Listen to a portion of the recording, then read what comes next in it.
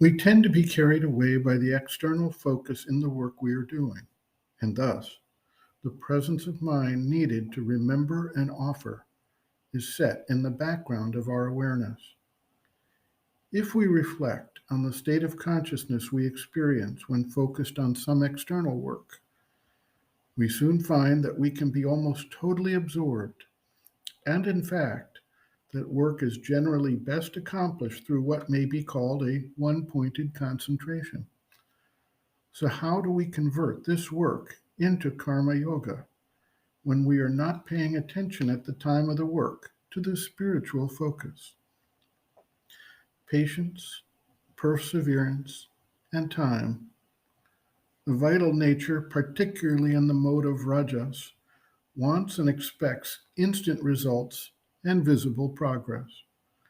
The type of changes that are envisioned in the practice of karma yoga, however, are not easily and completely implemented. They tend to develop over time with persistent, quiet effort. Sri Aurobindo describes several ways to phase in the required standpoint for the individual practicing karma yoga.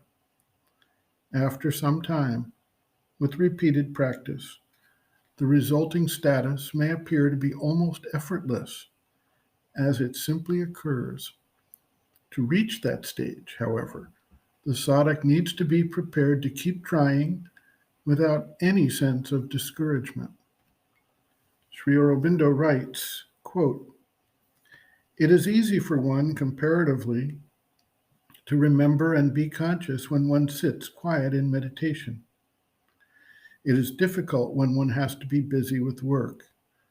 The remembrance and consciousness in work have to come by degrees. You must not expect to have it all at once. Nobody can get it all at once. It comes in two ways. First, if one practices remembering the mother and offering the work to her each time one does something, not all the time one is doing, but at the beginning or whenever one can remember, then that slowly becomes easy and habitual to the nature. Secondly, by the meditation, an inner consciousness begins to develop, which, after a time, not at once or suddenly, becomes more and more automatically permanent. One feels this as a separate consciousness from that outer which works. At first, this separate consciousness is not felt when one is working. But as soon as the work stops, one feels it was there all the time watching from behind.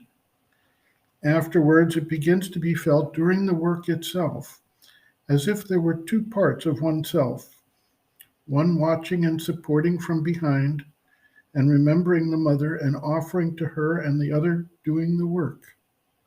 When this happens, then to work with the true consciousness becomes more and more easy. A time comes for the sadhak in the end when the consciousness and the deeper experience go on happening even in full work or in sleep, while speaking, or in any kind of activity." End quote.